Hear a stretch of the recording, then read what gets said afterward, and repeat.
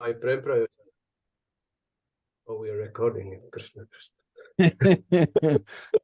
Because you started your discussion. Go ahead.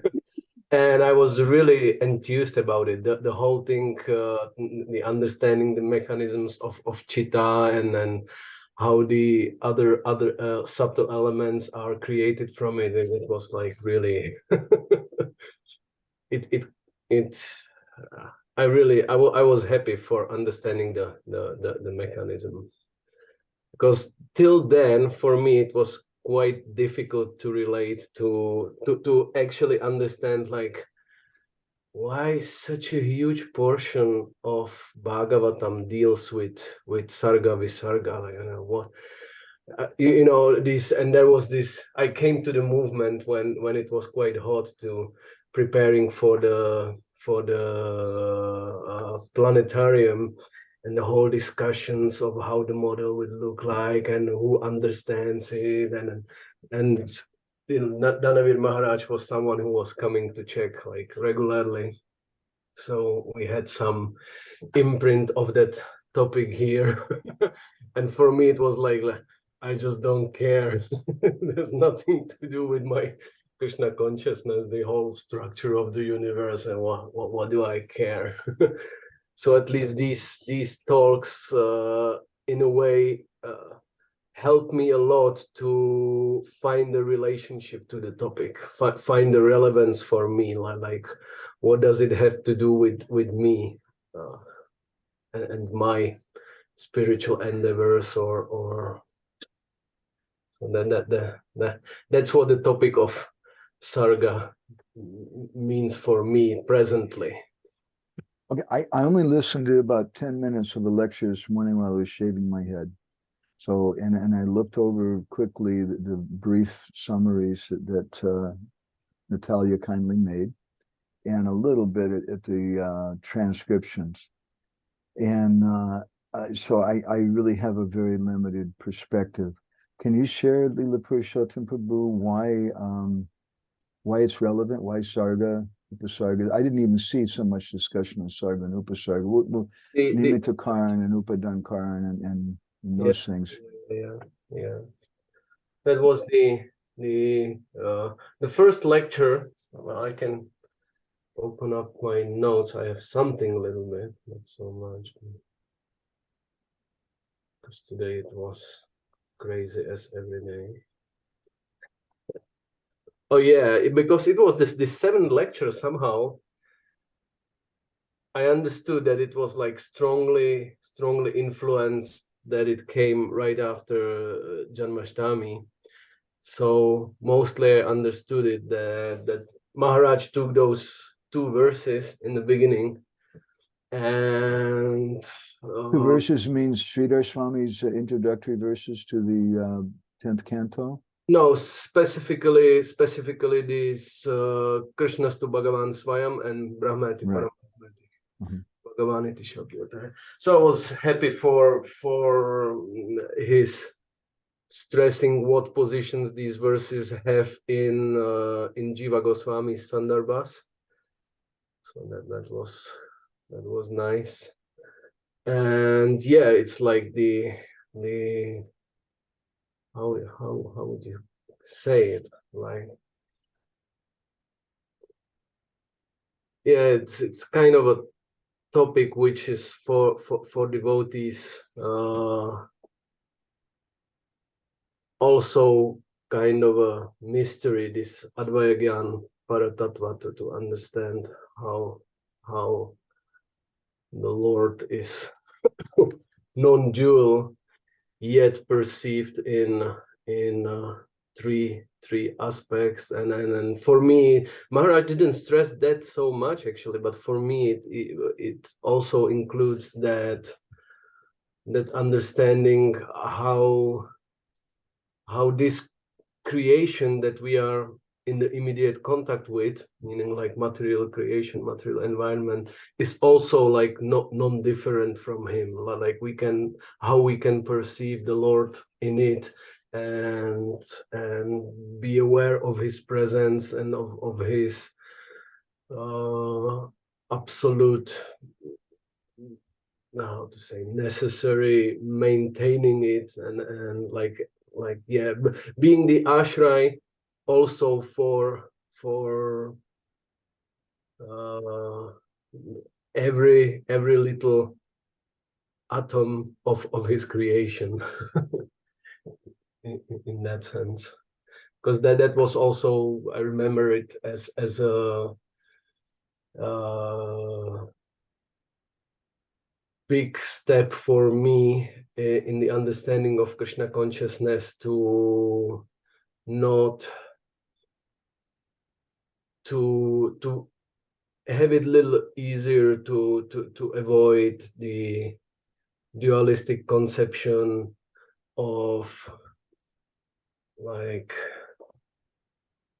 like, this is Maya, this is Krishna, and this is wrong, this is bad, but rather this task that we as a sadhakas have to learn the art of connecting everything that surrounds us, that happens to us, somehow with the Lord, with with that question, like, what does it have to, what is the relationship to the Lord of anything, something like I have it connected also with the Rupa Goswami's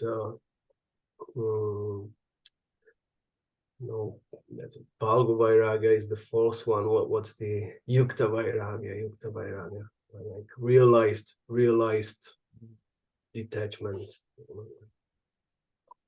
So in that sense, if you understand the, like, in that sense, in connection with these three aspects, Brahmeti, Paramatmeti, Bhagavaniti, Shabdyate. So that little what I know from Paramatma Sandarbha, I never had a chance to really study it. But so just in a way, if one get a clear conception of the Paramatma Tattva, how the Lord is present in the creation, then it's actually really hard to avoid him. It's like you can't really, like, as far as I remember, there is one philosophical conclusion or statement by Jiva Goswami regarding Paramatma Tattva, that every object in the material world, the name of that object is yet another name for Paramatma. That's something really far out, like you say, like, I'm glass. sorry, where is this? Where is I believe it's in Paramatma Sandarbha by Jiva Goswami. That's part of his explanation, how Lord in his feature of Paramatma is present in the material creation, actually. I found it interesting. Maharaj was saying that of these three, the first two are Advaya, they're one, Brahman and Paramatma, but Bhagavan is actually men. That was interesting to me. Someone may have a doubt that Srila Prabhupada didn't stress this kind of perspective, but is given by Jiva Goswami and Paramatma Sundarbha and by Baladevi Vidyabhushan and Govinda Bhasha and different places or acharyas. But Prabhupada didn't stress that with devotees. So obviously, to just kind of analyze that, and I'll come to my specifically the doubt, someone may say, to analyze that, obviously the devotees weren't philosophically equipped with that, and it wasn't like the most thrilling thing. They couldn't even get their brains around it, basically, and even most devotees today. So it doesn't make the subject less relevant. Obviously, Jiva Goswami is given it for a purpose. There's a purpose in the Bhagavatam, and this is what Maharaj is pointing out, and you're filling us in on. It's relevant for us to help us to see Krishna everywhere. I guess my question would be then, someone may ask, what is the necessity? Is there a necessity of this kind of philosophy for the devotees, or can they just chant Hare Krishna and read Krishna book and have glubsomans and be happy? Well, may I? May Yeah. I?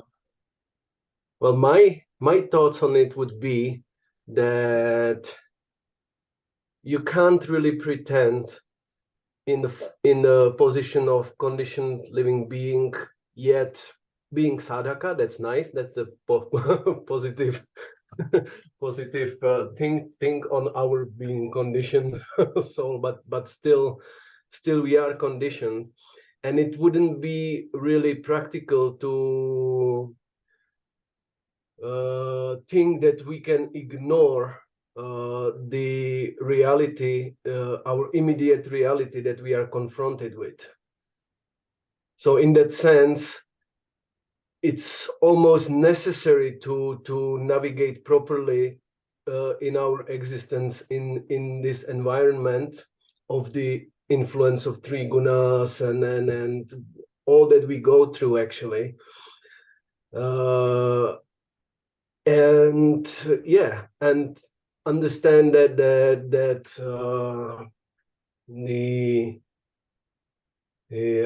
our practices of sadhana has probably, I would dare to say that if I would consider this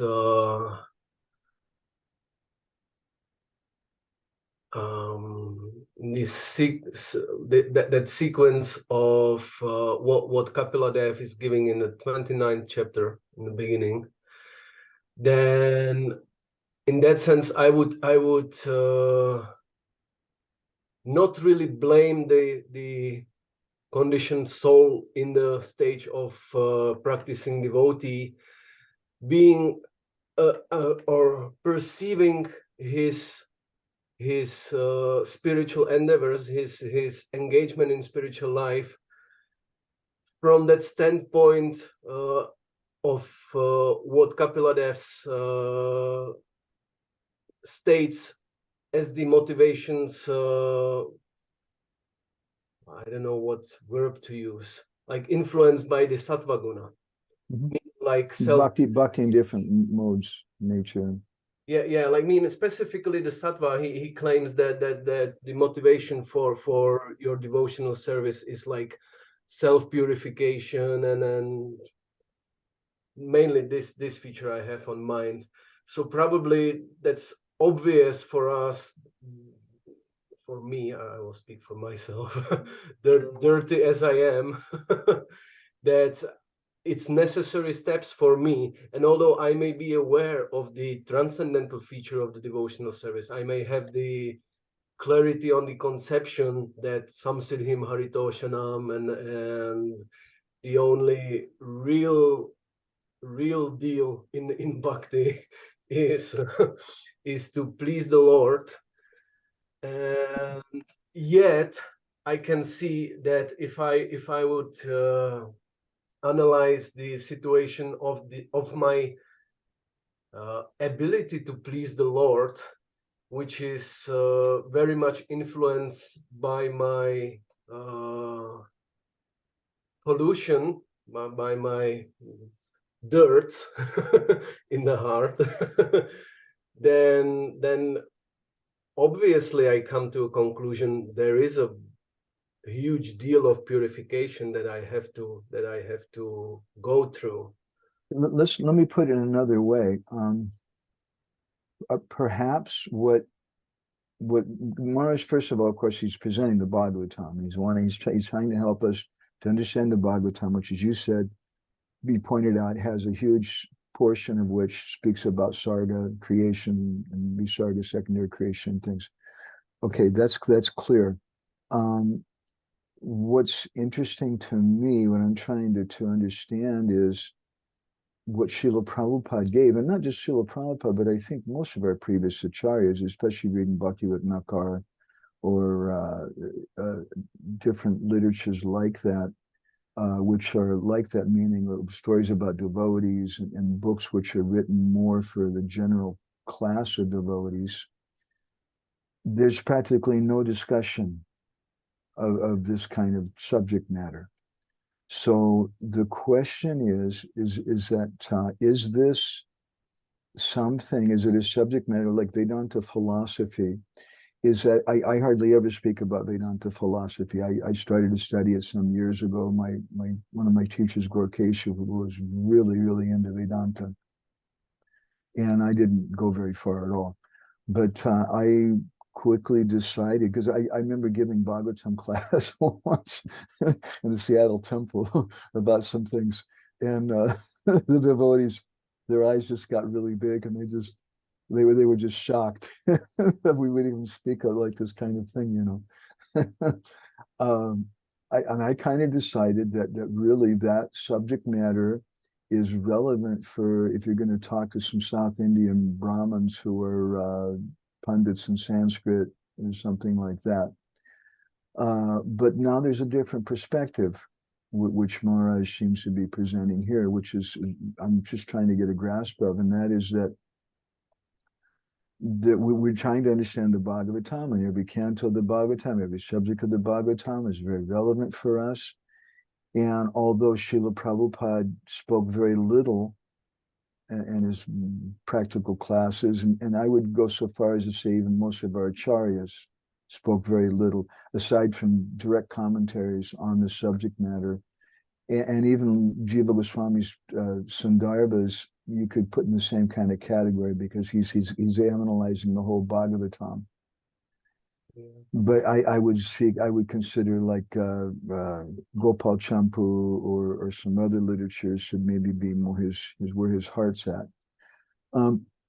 So what's interesting to me then is that perhaps we're saying that the devotees need to come to, because they're not they're not practicing in a deep way, or there's something faulty with our practice, to put it in a blunt way, there's something faulty with our practice or incomplete with our practice. We're just I'm going to say something really harsh, please forgive me. We're only chanting Hare Krishna.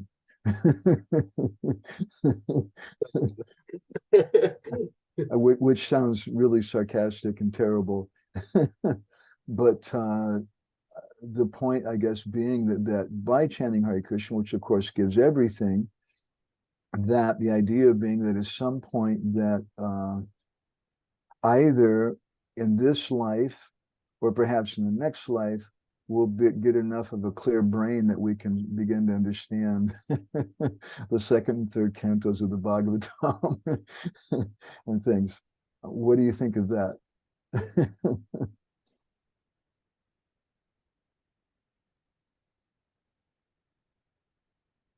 Yeah. Well, I don't. If I would be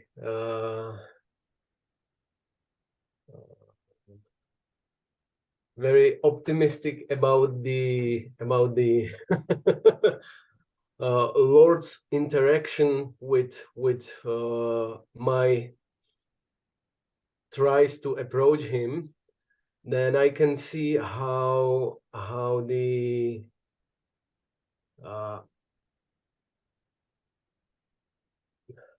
how he's taking care of my Shravanam, if I use that term, in accordance to my adhikar. So in a sense, if I would be listening these lectures that we are going through now, 20 years back, it would be just like, I would almost say waste of time. It wouldn't. I would have no ground to relate to it at all. It would be just. But these days, 20 years later, after going through all the hearing, all the my interest in understanding the Krishna conscious philosophy, I found very natural relationship to be interested in like just getting this proposal. Let's take the Bhagavatam seriously and put some serious endeavor to really understand it, or let's say endeavor to understand it, not claiming to understand it, but so in that sense I can see that now these lectures are even enthusing my philosophical search within the realm of Krishna consciousness, and my way of intelligence is very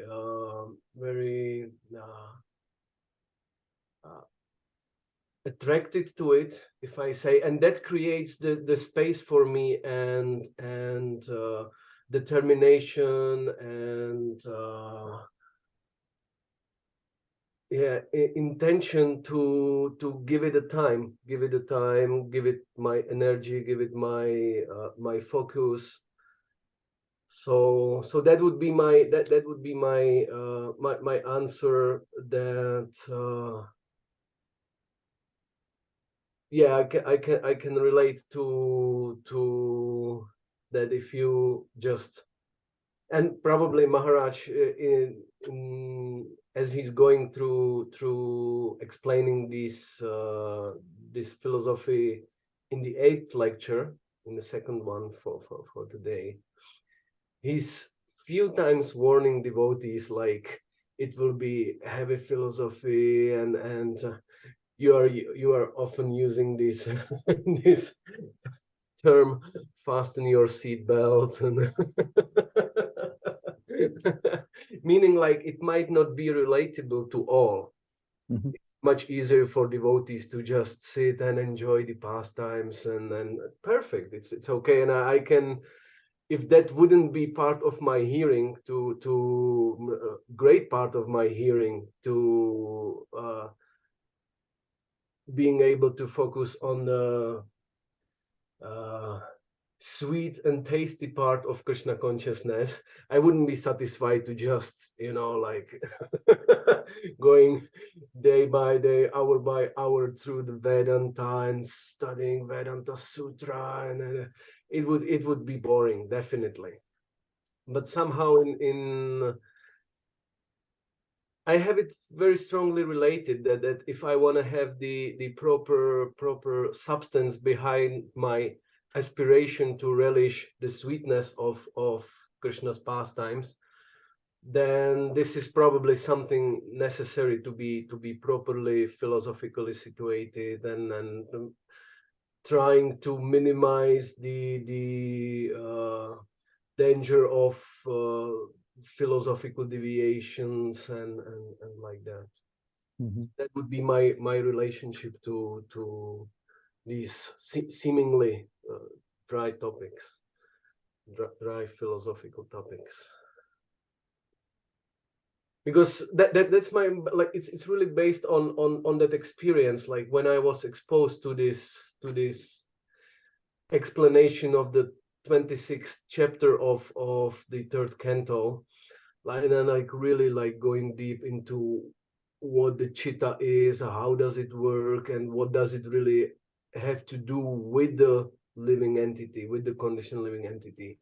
It helped me very much, actually. I could orient in my situation, navigate in my situation, and it helped me in such a things that I could understand that I'm on the wrong path, that I'm considering what is actually kalpanam, I'm considering for my smaranam, which was a huge mistake on my part of trying to relish Krishna consciousness.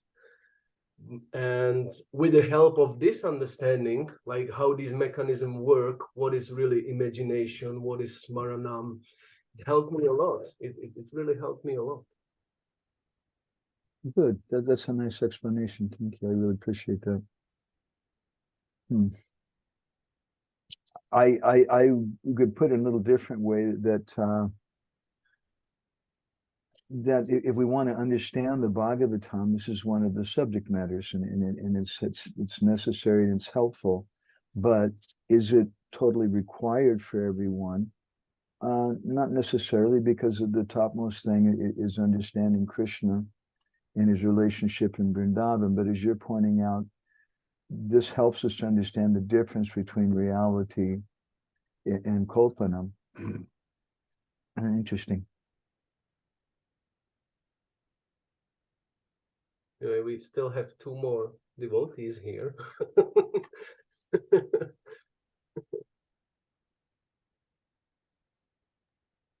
And actually, we didn't chant Mangalcharan. Yeah, we didn't. We can do that if you want. And let me find it here real quick for everybody. Thank you for remembering that.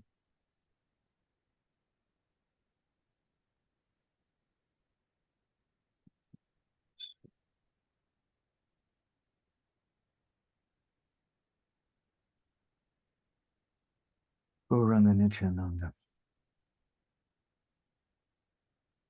Okay. Am I one of the controllers here?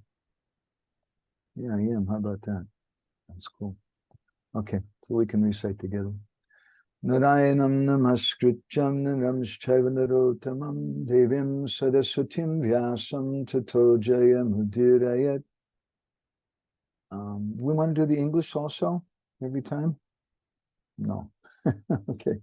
Vedi Ramayanesh Chaiva Purane Bharate Tata Davante cha madhye cha hari sarvatra giyate Mukam karoti vachalam bhangum langayate girim Yat kripa tamaham vande paramananda madhavam Paramananda he madhavam Padunga Luchi Makaranda Se Makaranda Panakori Anande Bolo Hari Hari Harinka Name Vandavela Parikorive Chakadolan Se Chakadolanka Paraye Manamo Rahu Nirantare Manamo Nirantare Rahu Ha Krishna Boli Jiva Jao Ha Krishna Boli Jao Jiva Moteu Dada Radha Dava Moteu Dada Radha Dava Moteu Dada Radha Dava Dharma Projita Kaitavo Chaparamo Nimatsanam Satam Vejam Vastavamatra Vastu Shivadam Tapatrayam Lumanam Srimad Bhagavate Mahamune Kute Kimba Parayishvara Sadyo Hridyavarujyate Tukatibi Shushu Shubhistakshanat Nigamako Pataro Galitam Phalam Shukamukaramita Javasam Yutam Pivata Bhagavatam Rasamalayam Mohoroho Rasika Bhuvi Bhavuka Anarto Pasamam Sakshad Bhakti Yogam Adhoksuje Lokasya Janato Vidvams Chakre Satvata Sanhitam Yasham Vaishayamanayam Krishna Paramapurushe Bhaktirudpadyate Pumsha Shoka Moha Bhayapaha Srimad Bhagavatam Puranamamalam Yad Vaishnavanam Priyam Yasmin Paramahamsamekamalam Gyanam Padam Giyate Tatra Gyana Vairagya Bhakti Sahitam Naiskam Yama Viskritam Tachchandvan Supatam Vicharana Paro Bhaktya Vimuchen Naraham Arto Yam Brahma Sutranam Bharatarta Vinunaya Gayatri Vashurupo So Vedarta Paribrimitaha Sarva Vedeti Hasanam Sadam Sadam Samudritam Sarva Vedanta Sadam Hi Srimad Bhagavatam Ishyate Tadrasamrita Triptasyanam Yatra Swaduchi Kuchit Krishna Bhakti Rasa Swarup Shri Bhagavatam Tate Veda Shastra Hoite Parama Mahatvam Chari Veda Upanishade Jata Kichu Hoya Tara Arta Lanavyasa Korila Sanchayam Jai Sutre Jai Ruk Vishaya Vachana Bhagavate Sehiruk Shloke Nibandana Jivera Nishtara Lagi Sutra Koilo Vyasa Mayavadi Bhashya Shunile Oya Sarvanasa Jaho Bhagavata Pada Vaishnavera Stane Ekanta Shayakora Chaitanya Charane Bhagavata Jainamani Sejavana Sama Tara Shasta Achi Janme Janme Prabhu Jama Hare Krishna Krishna Krishna Hare Hare Hare Rama Rama Rama Hare Hare. So now it's almost time for us to finish. We'll finish before we start. I don't know. So I'm waiting, like you said, for Natalia to give some explanation about the 7th and 8th lectures, because she's the one who did a summary study of it and listened to the lectures completely. Okay. As I understood, it is very important to understand these differences between pure consciousness and mind, and because to understand Bhagavatam, the method to understand Bhagavatam is samadhi. It is this point, samadhi of Vyasadeva is our example. We have to take to understand Bhagavatam. We cannot understand unless we are in samadhi ourselves, and by this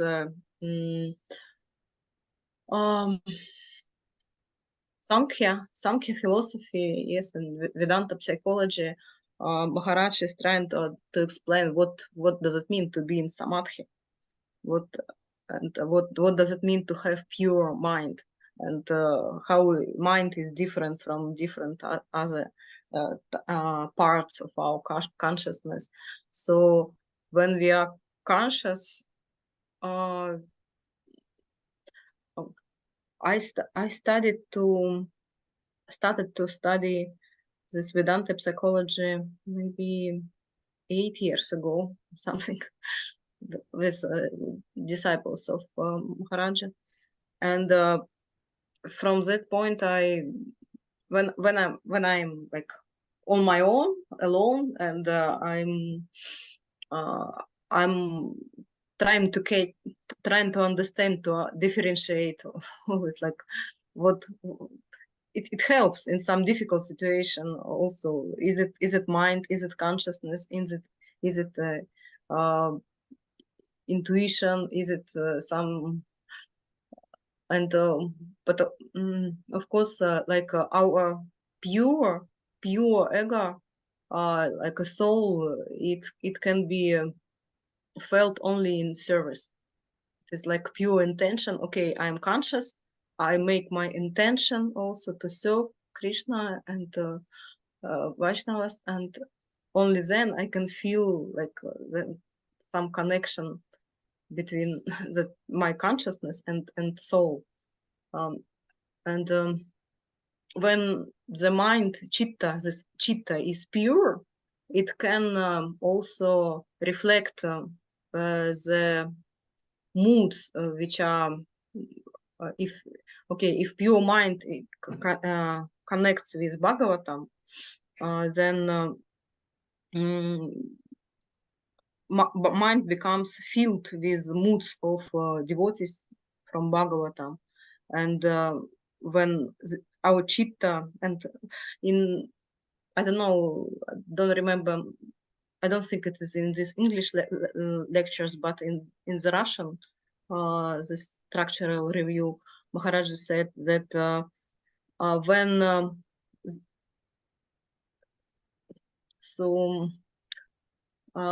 when mind is, chitta is pure, sattvic, and it is filled with object, with Bhagavatam, is filled with Bhagavatam, then by mercy, then Krishna, by his mercy, can reveal himself to us, because we, like, our mind is totally pure, and we can like not accept, but we can understand that, so we can perceive him or accept somehow only. Grasp, okay, something like that. So yes, so our work is to purify our chitta, and to wait for this mercy when Krishna will reveal himself. But our chitta should be ready constantly for that. And I don't know if to read from this Suhotra Swami's, yes, some introduction. It's also the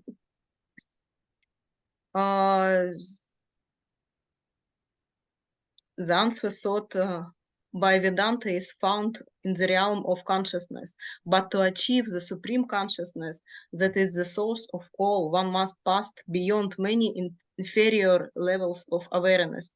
One of the most difficult of these inferior levels to overcome is the level of mind. Particularly for a person coming from the Western cultural tradition, in which European philosophers from the present all the way back to the ancient Greeks rarely distinguished between mind and soul, the notion of transcending the mind is almost inconceivable.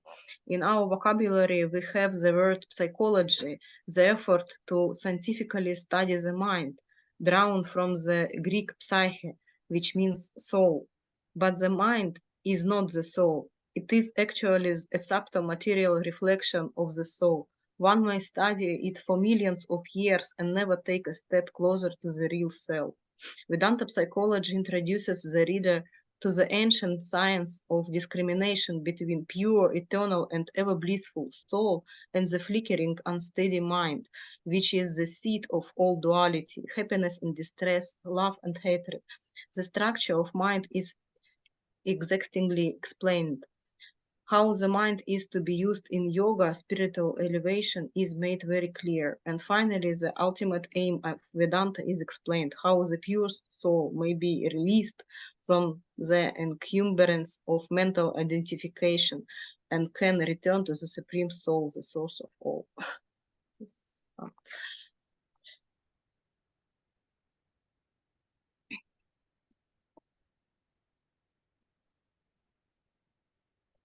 So,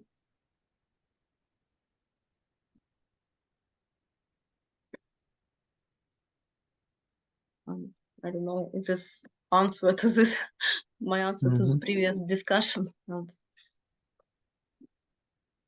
Very interesting. Thank you. That's really good. Krishna Kun, you want to add anything?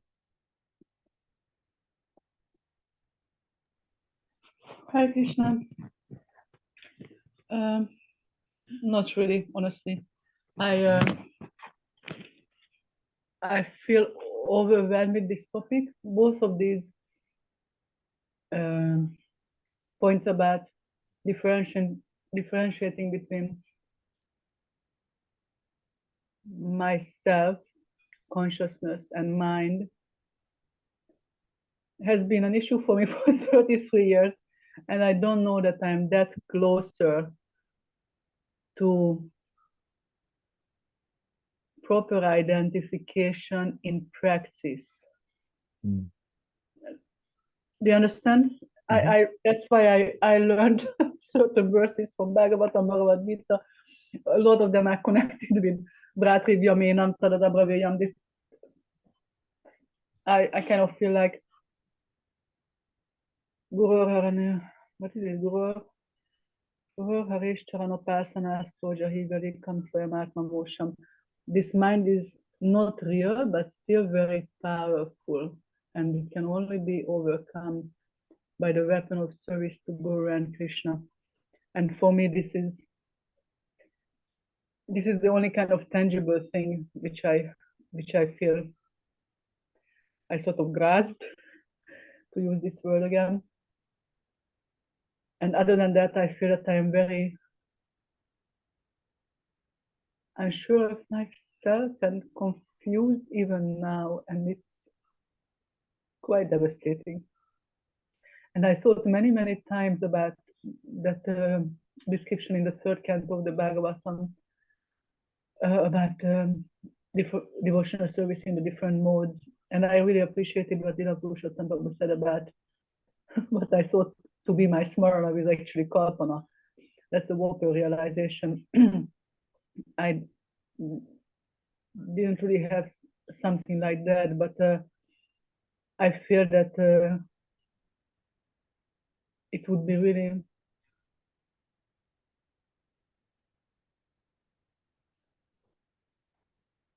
maybe this is enough for now. Is that enough? I just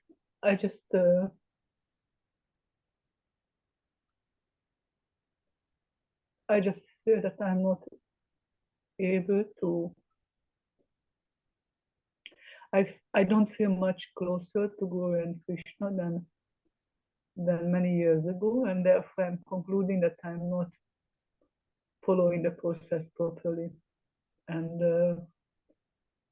that's kind of very sobering and quite devastating.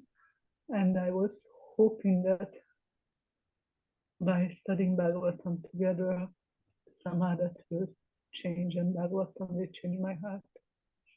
Hare Krishna.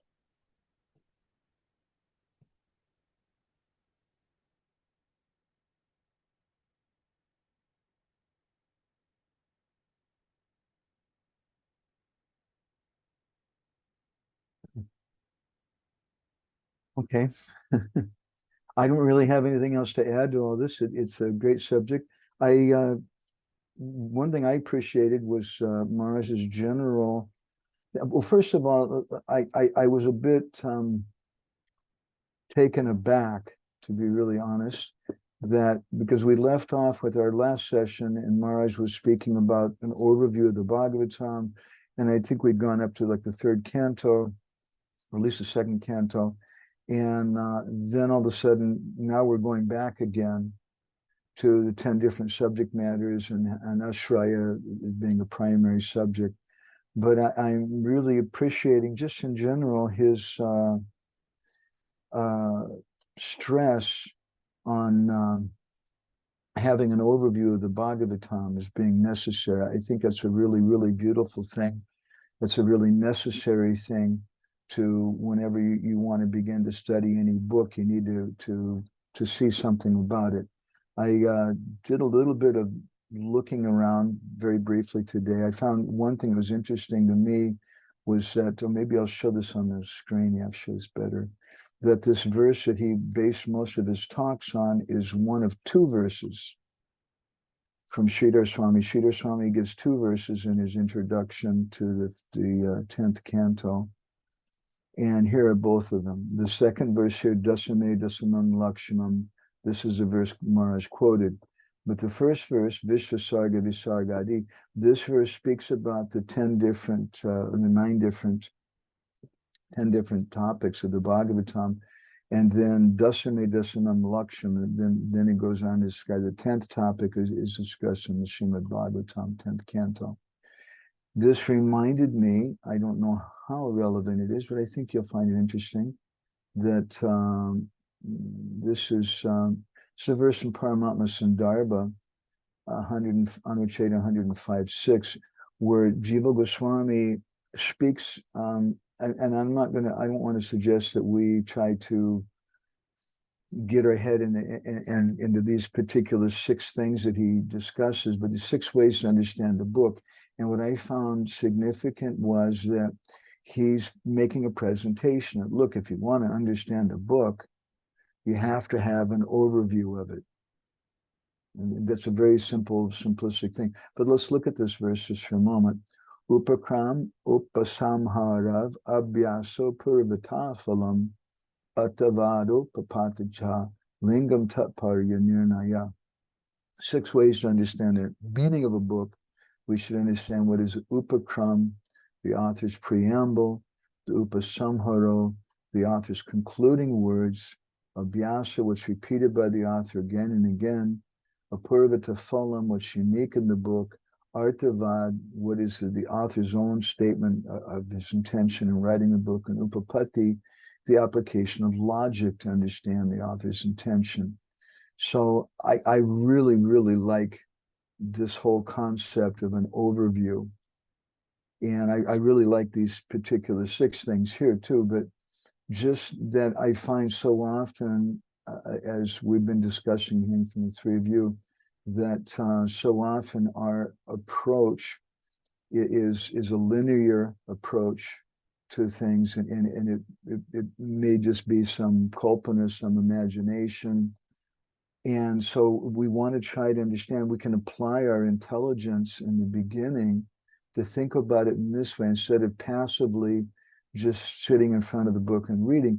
And it's not that passive reading is necessarily condemned.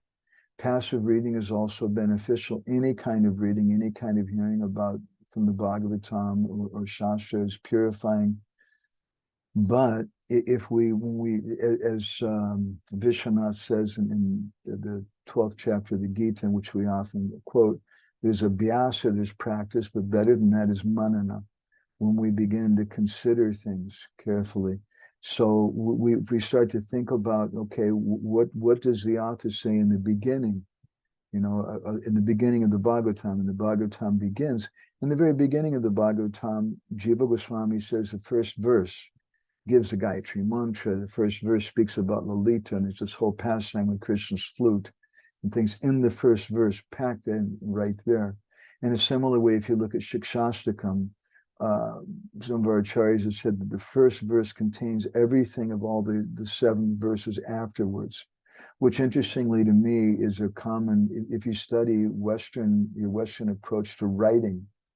I've had a few classes, I'm not a great writer by any means, but I've had a few classes in writing, and they'll teach you one of the devices, and it's not a device that's always used by everyone, but one of the devices that's used is that the first sentence should describe basically the whole paragraph or the whole chapter or the whole book. The first sentence, you kind of give a summary statement in the beginning of things. So that's the author's preamble. And we discussed that in our Mangalacharana presentations also, how that's one of the types of Mangalacharana where we hear what's going to be presented in the book. So that's the author's preamble, upasamharo. Then what does he finish with? And a good example to me, one of my pet peeves, which is such a wonderful book, and I'm so happy to hear my god brother and friend Ishwar Prabhu is going to print this book soon. He's working on an edition of Tulsi Das's Ramcharit Manas, which is a wonderful book. In the words of Srila Prabhupada, the most important book in the Hindi language, although it was written, I think, in Marathi. But anyway, that book is also very misunderstood. And I had some, Bhakti Vikas Maharaj I had some exchanges with him about it. He was a little upset that we were quoting the book or something. And this book is Mayavad, because Prabhupada wrote a letter, and I'm getting back to this point here, Upasamharo. Prabhupada wrote a letter in 1968 to a devotee and said that, what are you doing reading the Ramcharit Manas? That's Mayavad. And so some devotees take that statement out of context, I think out of context, and hold that up and say, this book is a Mayavad book. And you can indeed take statements from it And it seems like Mayavad, Bhaktivedanta Narayan Maharaj got involved in this discussion at one point. I really appreciated some of the comments that he made. He quoted a few verses from the Bhagavatam, which, taken out of context, looking at them by themselves, they are Mayavad philosophy. Absolutely. So then I reading through, and I've read through Ramcharitmanas a few times. It's been many, many years now, and I probably have six different editions in our library, including one scholarly edition with some commentaries and things. And the scholars give some comments sometimes where they've taken things from. But anyway, if you read the last chapter of the book, what is the subject matter there? I can't remember the names, but there's a guru who is instructing his disciple in Brahman philosophy, Sarvam Kalavidam Brahman, everything is Brahman. It's just Mayavad. And the disciple is not happy. And the disciple is saying, no, Gurudev, I really don't like that. Krishna's Lord Ramachandra is a person in that. And then, it's a long discussion. That disciple gets cursed by his guru and he becomes a crow who takes birth in Ram Leela and watches all the pastimes of Lord Ram. And anyway, that last chapter completely smashes to pieces Mayavad philosophy. So if you want to understand Ramcharitmanas, and just as a footnote also, what was Srila Prabhupada's purpose? We can jump ahead to number 6 here, Upapatti, the application of logic to understand the author's intention. Well, if you want to understand logically the author's intention, you're going to look at the history, the time, the place, who was he writing for. In 1968, there was this devotee who'd been initiated for 2 weeks or 2 months, and he had not even read the entire Bhagavad Gita, and he was reading some Ramcharitmanas, which 100% sure must have been translated by some Mayavadi, and Prabhupada made that comment. But Prabhupada also said other things, that Tulsidas is the best author in Hindi, that Ramcharitmanas is the best book, and Prabhupada himself gave class one time in a life member's house. And I'm sure she was a devotee of Ramcharitmanas, and she asked Prabhupada to speak on the book, and Prabhupada gave a class on Ramcharitmanas. And Prabhupada quoted Ramcharitmanas again and again. So in my discussion with Bhakti Vikas Maharaj, I collected all these different statements from Prabhupada about Ramcharitmanas, and we presented that. So it's not, I become disappointed when devotees, and I think it's a kind of laziness. And this wasn't Maharaj's main concern, by the way. I'm not trying to speak of him in a disparaging way. But when devotees take one statement out of context that Prabhupada said in 1968, this is a Mayavad book, you have to apply Upapatti, some logic, some reasoning. Why did Prabhupada say it? Who did he say it to? When did he say it? You have to apply that. And Upakrama, what is the author's preamble? Upasarma, what is the concluding words of Vyasa? What is the author repeating again and again in the book? Like in the case of Ramcharitmanas, using that as an example, over and over again, he's just stressing Ram Bhakti, Ram Bhakti, Ram Bhakti, Ram Nam, and Sadhu Sangha, Sadhu Sangha. That's just throughout the whole book, again and again and again. So then Apurvita Phalam, what is unique to the book and not found in other books, and that's a very important subject of Bhagavatam also, how the Bhagavatam, what are the different subject matters? There's 10 subjects in this book. Many other Puranas may have 8, but the Bhagavatam has 10. And the Bhagavatam also includes the story of Vritrasura, which is a particularly special thing about it. And what is unique about that, especially if you look at the whole story of Vritrasura, you come to the last 4 verses of his prayers before he's killed. And those practically summarize the whole philosophy of the Bhagavatam, associating with devotees, taking shelter of the Lord and that.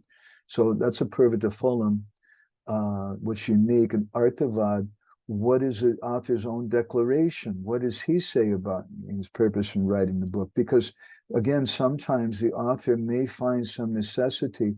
I'll give you another example of my own self. I got in trouble in the last year with some managers in ISKCON in one yatra because I was speaking certain things, like what were we saying, that well, I got in trouble in a couple of different places actually, but we were quoting Prabhupada, that love, not law, and another quote from Prabhupada, this chanting should go on instead of meetings, resolutions, and like that.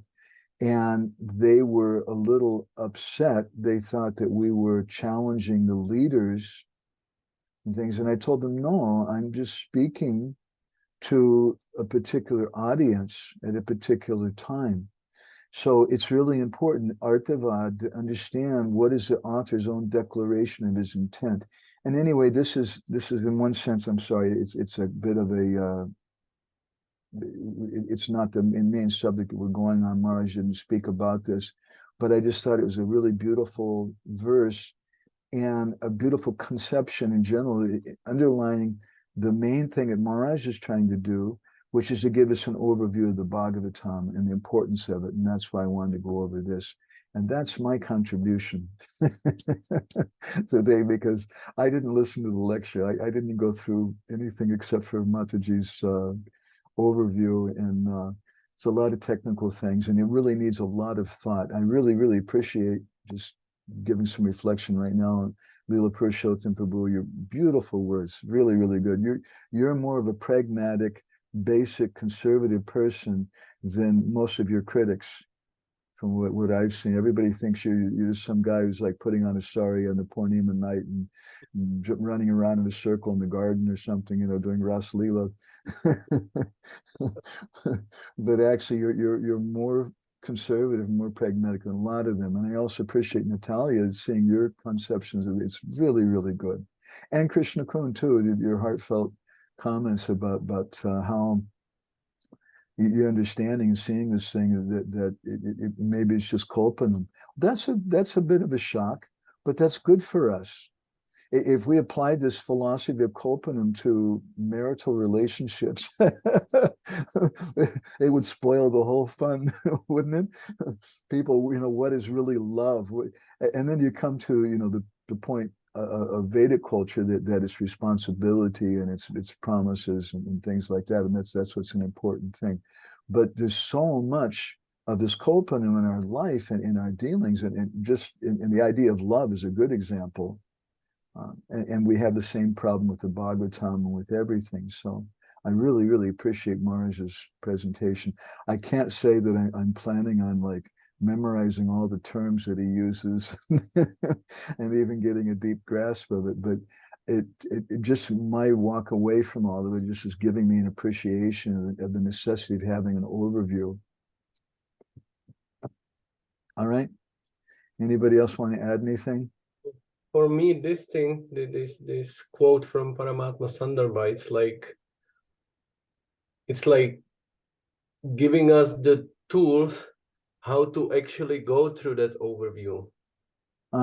It's like 6 tools that you can always look at any topic actually, and any topic you can and that's the I'm so happy for this. I've heard you using this quote already, but this is nice to put some attention to it actually. It's interesting to me to go back to my comments, which I was just trying to see what most devotees might respond to this presentation Maharaj was giving. And I think some of them, as you were saying, Leela Purushottam, a few years ago, you wouldn't understand it at all or appreciate it. You would just think this is just Maya practically. They might just become confused and just say, well, what has this got to do with what Prabhupada gave us and things? And I really think that we just don't have good brains in the West. We just can't understand. And this philosophy is relevant and it is meaningful and it is helpful for us. At the same time, in a kind of paradoxical way, I don't think it is necessary. Jayananda Prabhu never studied these kind of things. But in my book, Jayananda Prabhu is a Siddha Mahatma. And so many different Vaishnavas in our line. I think of Jamuna. I'd like to, I was this morning, I woke up and somehow I saw a photo of Jamuna before I took rest last night, chanting japa, and how deeply absorbed she was. And I woke up this morning just thinking, having that picture of her in my mind. And it was just so inspiring to me. And she wasn't a big philosopher, like this kind of thing, but she was just taking shelter of the holy name. But we should be very careful. It's a whole discussion. It's a controversial discussion. As Leela Purushottam, as you know, some of Bhaktivedanta Maharaj's followers, they say, well, Prabhupada saw you weren't ready for the cultural aspect, for the Varnashram aspect, and you were just animals, two-legged animals, and so he didn't really stress it. But later on, the ladies should part their hair in the middle, keep their hair in the back, cover their heads, and shut up, stay in the background, to put it in a simplistic way. And some other people, some of our Gaudiya Math friends, maybe give a similar perspective, although not about Varnashram culture philosophy, but about Rasa Tattva and things that Prabhupada, or we can say that about deity worship, as we were discussing not so long ago, that Prabhupada said certain things. So there is something to be said about it, that it's not that I was having a discussion on Facebook with someone, and their doubt was that my Guru Maharaj was not speaking what Prabhupada spoke, and how is Gorgavinda Maharaj stressing these things about Guru. So I quoted some things from Srila Bhaktivinoda Thakur and Bhaktisiddhanta, and they said, oh, but see, the response was, see, you can't quote Prabhupada. Like Prabhupada is different from Bhaktisiddhanta and Bhaktivinoda, and that I find very distressing. And then I did quote Prabhupada. I gave about 8 different quotes from Prabhupada saying the same thing. But that's the attitude sometimes that we have, and I appreciate it. I think there's, personally, I don't agree with everything in any of those particular groups, but I think there is something to be said that our initial, as a society, our initial understanding of Krishna consciousness, of deity worship, of Vedic culture, of Rasa philosophy and things, it's very basic. And we have a tendency to, as that sticker says in America, I like to quote that Jesus said it, I believe it, and that settles it. Prabhupada said it, I believe it, settles it. We quote something from Prabhupada, and we said, this friend of ours on Facebook was saying that Prabhupada was promoting a Madhyam definition of Guru. And his idea even was that Bhavananda and Hansadutta were okay and whatever. And I said, look, I don't want to talk about any persons, but Guru should be someone who's liberated. And anyway, my point is, without getting sidetracked more, my point is just that he took a literal, simplistic understanding of Prabhupada's statement and took that to be everything. I don't think we can divorce Srila Prabhupada or separate Srila Prabhupada from Srila Bhaktisiddhanta, from Bhaktivinoda Thakur, from Jiva Goswami, from the Bhagavatam, from the Sandarbhas, from our Gaudiya literature. We can't, those things, but we need to see them in perspective. And all this is helping me with that. Yeah, one reflection came to my mind with your last words, that we can't separate Srila Prabhupada. I've noticed and it's kind of prominent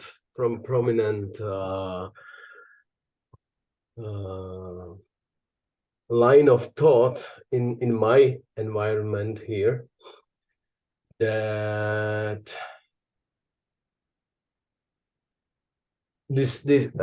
we may make a mistake not to minimize Prabhupada in a sense, like separating him from the parampara, but from the other end, actually, like to maximize Prabhupada's position with the statements, like I will be quoting now.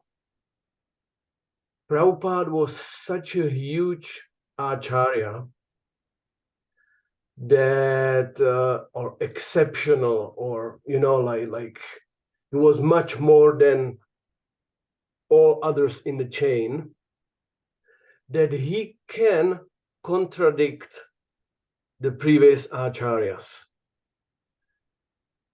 I was like totally annoyed with that statement. It's so dangerous. You know, we just don't have a brain to harmonize or to see the connection of Prabhupada's statement, maybe even the sentence in a purport, and we don't see the context. We don't really see we don't have the power to what's the word? It's not like harmonize, the reconcile the seeming contradiction, and we come up with such a claim. We come up, oh, Prabhupada, he was such a huge acharya, such a big acharya, that he can contradict the previous acharyas. I see. And negate them. It's like, it's terrible. Yeah, and I think it's a terrible offense to Srila Prabhupada. Why does that happen, and what is the solution for that? That's why we're here together. That's what Bhakti Vigyan Maharaj is trying to promote, I think. The problem comes because we don't have a culture of philosophy, whereas in India you had learned Brahmins at the time of the Six Goswamis, and maybe they weren't all Sudha Bhaktas, but they knew Vedanta Sutra, they knew the Upanishads, they knew Sanskrit, they knew Vedanta philosophy, and that could be built upon. But we don't know that, and all that we know is Prabhupada. Everything is just from that perspective of Prabhupada. But which of these 6 ways do we understand Prabhupada? Do we understand none of them? That's the question, because we don't have a culture behind it. So what's really important to me, far more important than debate or defeating someone about this, that, but is to establish a culture of philosophy within our society, a culture of thinking, a certain way to pushing. And that's what I think Bhakti Vigyan Maharaj is also trying to accomplish, more than just trying to get us to understand, Upadan and Nimittakaran and these particular technical things. Yeah, I have one thought on that. My previous thought that 20 years ago I wouldn't just, it would just blow my mind, or I would not have the ground to relate to it. But maybe at least what could be achieved and what could even the young devotees could benefit from these lectures is at least that deep and serious impression within us that Bhagavatam is like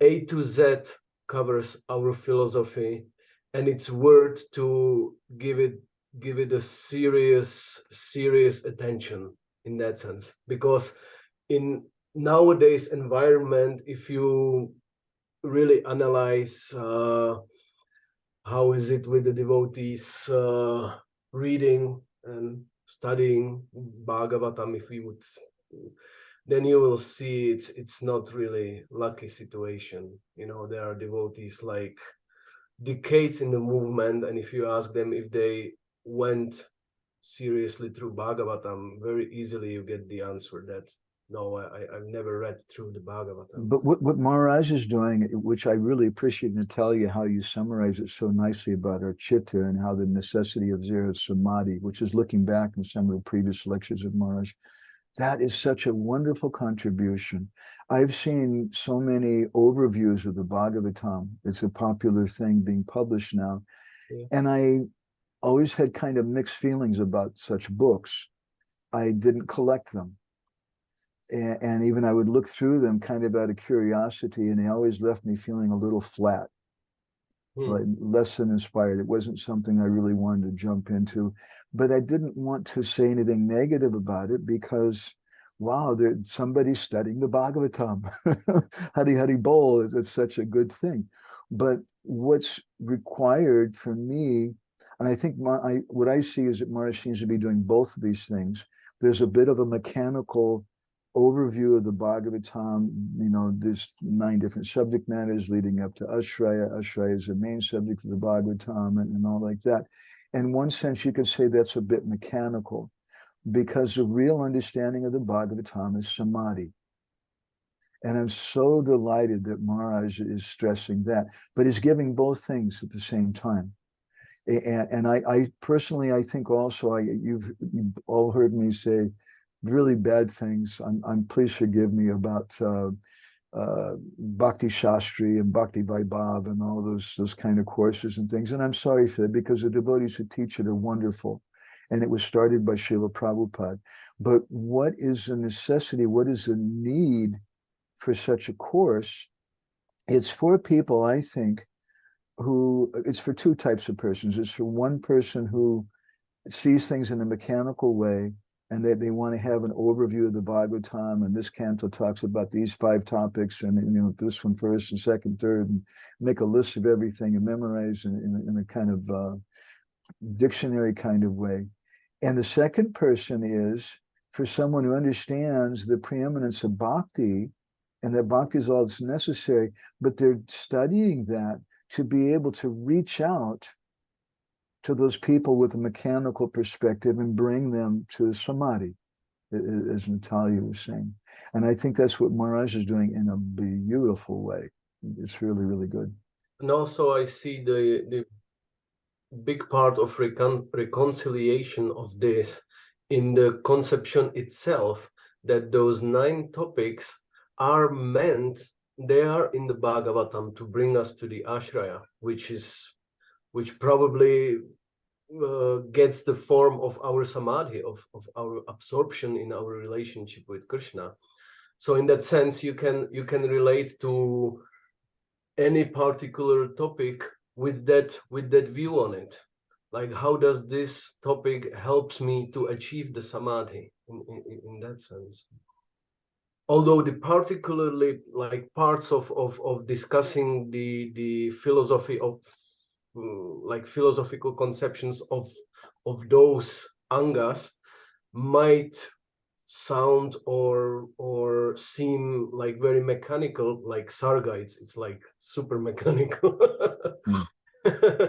But still, if the question put in front of that whole time spent with that topic is, how does this help me to achieve ashraya, to get into the point of samadhi, then already the starting point is different. You don't have it like, okay, now I will learn all the terms and impress the devotees on the lecture, and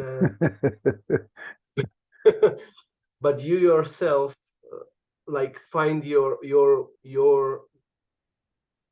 way, because if your objective is to achieve samadhi, then every particular step on that path will be defined by that objective. Right. And that's exactly why in Krishna Kon, we should call on you in a second. That's exactly why from the very moment we step into the door of this movement, we hear that this is the Krishna consciousness movement. It's not the God consciousness movement. It's not the Vishnu consciousness movement. It's the Krishna consciousness movement. And we walk in and we see pictures of Krishna in Vrindavan. And we see Radha and Krishna on the altar. And we have no clue about any of that. But so from the very beginning, the first thing we walk in the door, we get some understanding of what is the goal. And that's such an important thing. I really appreciate that point. Can we call him Krishna Kun? Hare Krishna. I have a couple of things I didn't want to forget. One of them is, what if someone studies the Bhagavatam not necessarily to reach out to others with a mechanical, because you said that there are 2 kinds of persons. I actually, after I was thinking too, there's a third person, which is just a humble soul who's just reading for his own self-improvement, self-realization to come to the point of samadhi. But even just to clarify doubts. Yeah. Like I just find that thing. Yeah, I guess it's the same thing. Anyway, that was the third person that came to my mind. And I wanted to go back to Lila Purushottam Prabhu's comment. I really like the point about how sometimes we may sort of err on the other side, that we kind of absolutize Srila Prabhupada's position, if I can say it like this. But at the same time, there is something that kind of I wanted to mention, that I don't know what everybody's understanding here is, but at least my understanding is that Prabhupada really did do something without which we could not even stand a chance. And as the founder Acharya, he could give us certain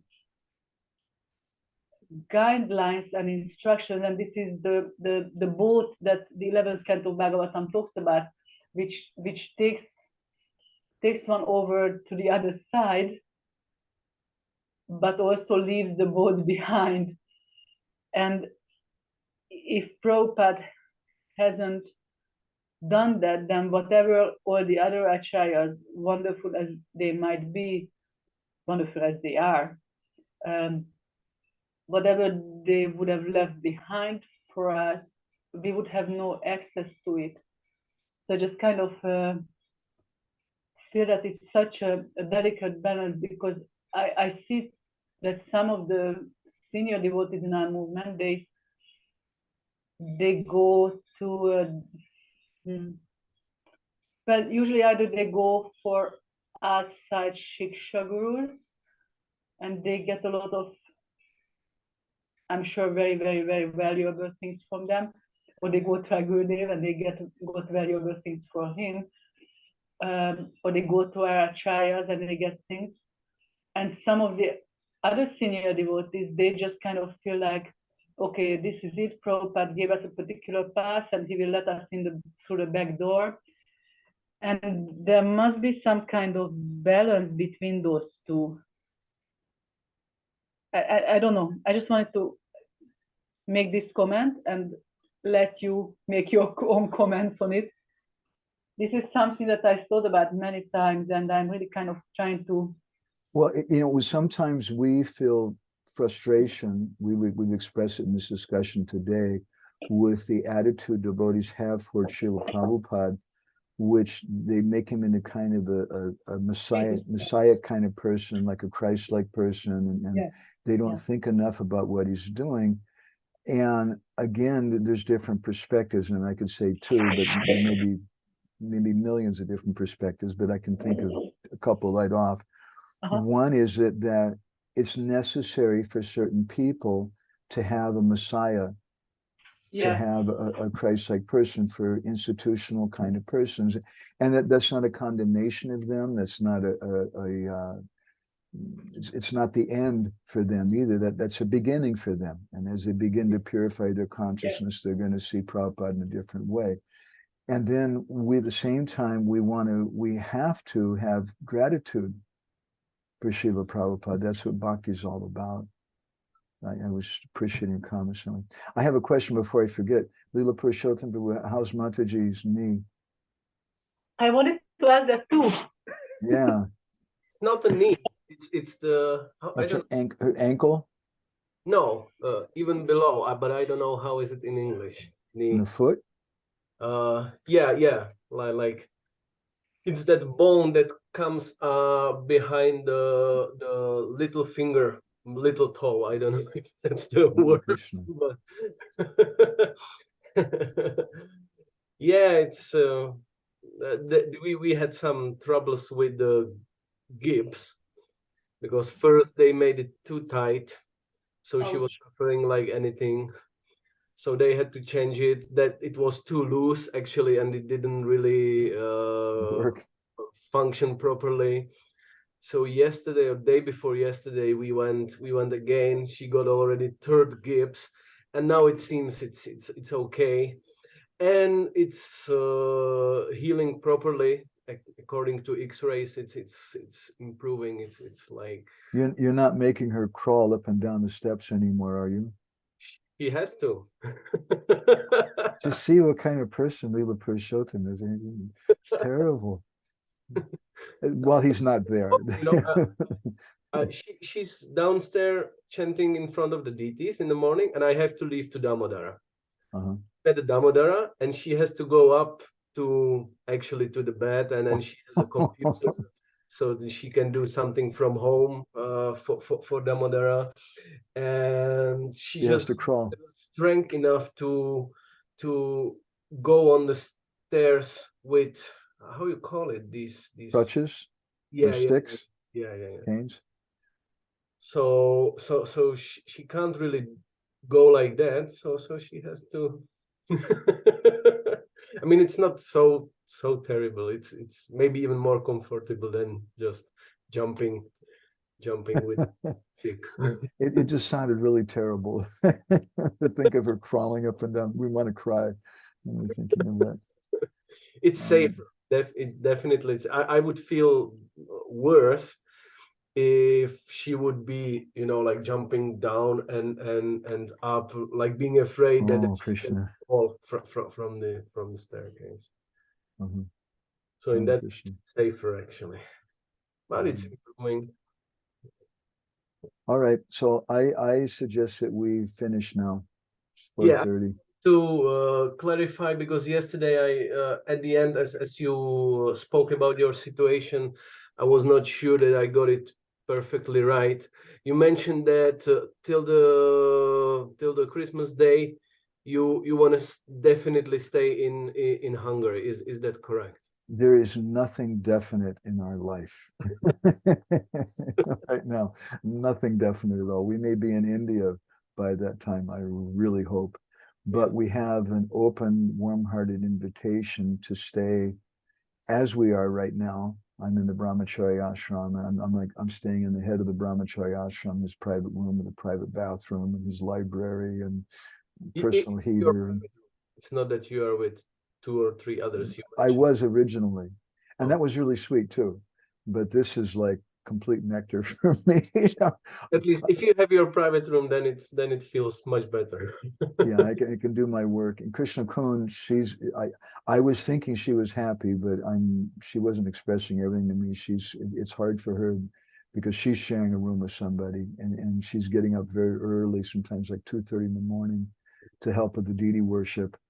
And she's been having a hard time sleeping, and it's affecting the nerves really badly. So anyway, they offered us to stay here until the 24th as it is, and after the 24th to shift to their guest room, because the Brahmacharya ashram leader is coming back from Switzerland at that time, so I can't stay here, but we could shift to the guest room after that. And aside from that, there's be together, or yeah, we'd be together. Or aside from that, there's a flat here in Budapest, about an hour away from the temple, in the middle of nowhere, with no association, no prasadam, and no devotees, where we could stay. So devotee has a place. Aside from that, it's possible there may be a place in the village near New Brajadam that we can stay. And aside from that, we heard from there was a little bird that came from Czech and said something about some place so we could maybe stay there. Sending invitation.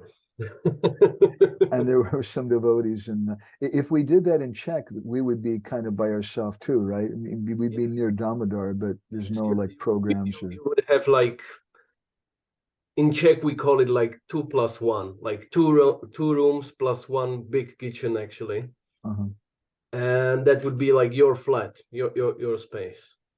But it's not near any devotees or anything like that. It's in the house of Damodara. So we'd see you every day, whoever's coming to work.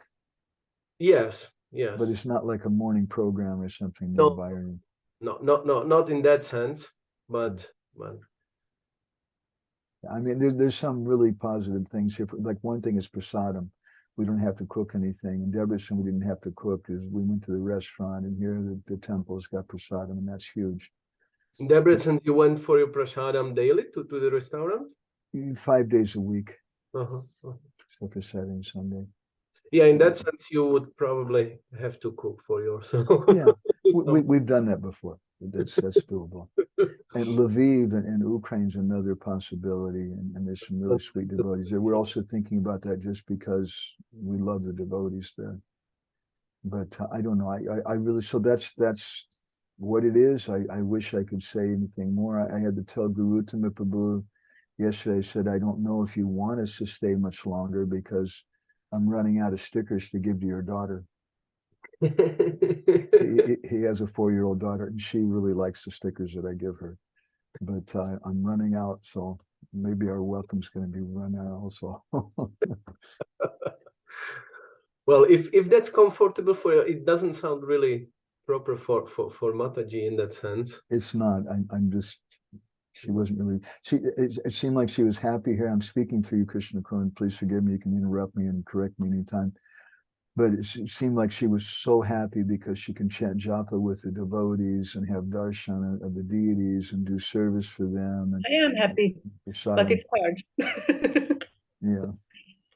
I am very happy there. I can't rest, and so that's difficult. Like I can't sleep. That's a minor detail.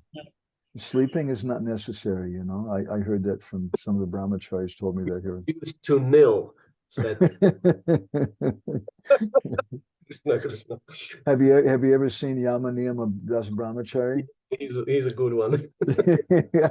He said eating with it, eating, sleeping, mating, and eating, sleeping, defending, and the other words not even in my dictionary. He said, I completely gave up.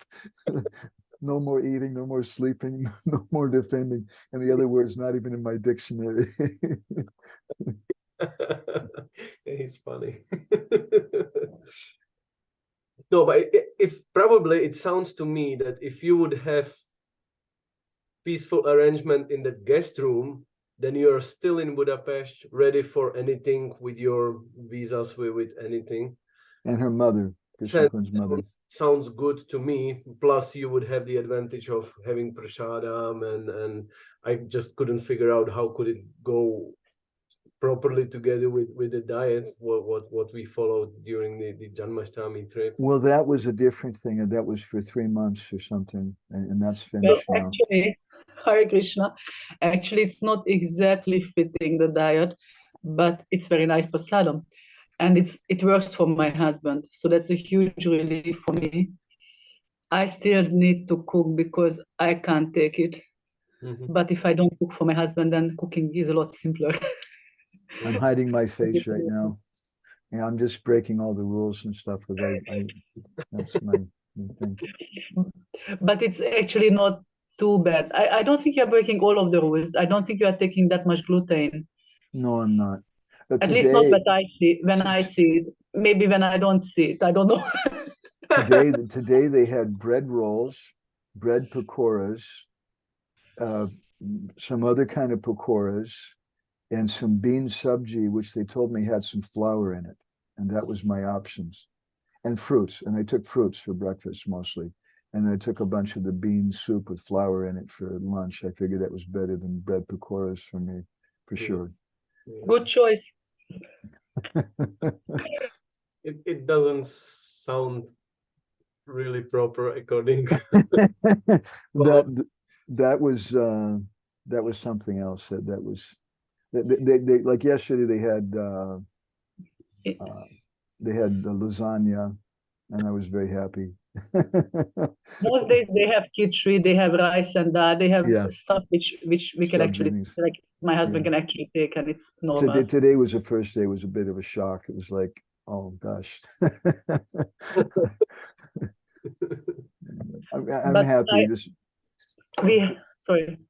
Being with the devotees and I just love being with the devotees. It makes me really happy. Yeah. It's nice that we can serve the deities, and it's nice to be with the devotees. But if no news and no like confirmation that we can go back to India within I don't know how much, like within a few weeks, then Lila Purushottam Prabhu, I would like to take you up on that offer and go close to Damodar. I say I'm happy. I'm serious. Like I feel that it's a best option in the sense that yeah, there are a lot of, like, my mom really kind of keeps me here. Now she really needs me. But my other sister will come from Ireland soon. Yeah. It's relative. That's the advantage, that it's still relatively close to the Budapest. You can always jump on the bus and be in full, like what Gornitai Prabhu said. It's like 3.5 or 4 hours of bus drive, which is not too heavy actually. Really? I thought it was like 6 hours. Anyway, No. it's within a day. No. And actually, the thing is that if I drive you right to the bus, to the Brno, and you just jump on the bus and you exit the bus in the Budapest like 4 hours later, doesn't sound like something too unsurvivable to me, at least. Yeah. It's quite okay. It sounds quite good. Yeah, and I actually gave out the words a little bit because I promised to you that I will not pray for you. So I'm still keeping the word, but I told it to few devotees, and it seems that they don't have this promise on their back. So now what I want to say, that devotees they are keeping asking me since I said, like, there is a possibility that they could be here with us for a longer period, and they are super enthusiastic. Like devotees Pluto team, they would be so happy if they could get time to time some Sunday feast program, Sunday feast lecture on the farm, on the Czech farm. They're like this. You remember those two devotees, or that's two, Madhavananda Prabhu. I don't know if he's still with us. I'm here. Sankirtan Prabhu. No, there is this Nila Madhava Prabhu and Radhika Sundari who were taking even prasadam with us, staying in our accommodation together. And this Nila Madhava Prabhu, he's like keep asking me, so how is it with Madhavananda Prabhu? Is he gonna be here? And I'm actually quite surprised because he's of a little different nature. You could recognize it also with like yeah, but we had some good connection, and I think it kind of blew his mind sometimes. Yeah, which is kind of good. It really made him think, and he liked that. So he was asking me a few times already. So how is it with Madhavananda Prabhu? Is it decided already? Or? Oh, that's sweet. I something happened with my camera or something. I don't know the connection. I'm not here anymore. All right, so that's all the news. It is news. We're all up in the air about everything. We're not sure about anything. Yeah, let's see what's. And meanwhile, there's Krishna Kun's mother also, who's in a serious condition right now with her cancer. I think she needs someone to take care of her.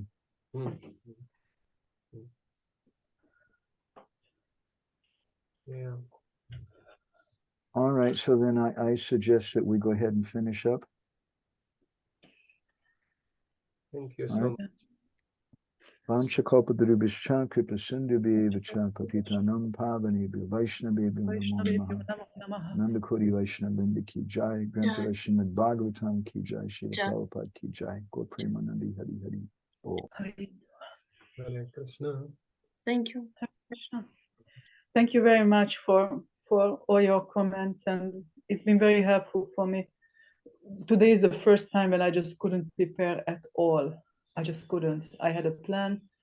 My mom's kind of caused that, and I just don't have the heart to, in this condition, I'm just not able to control this. I'm only here 2 days a week, and those 2 days are her time with me, and I do whatever I can, but not more than that. So yes. It was really nice for me to hear from you. Hare Krishna. Hare Krishna.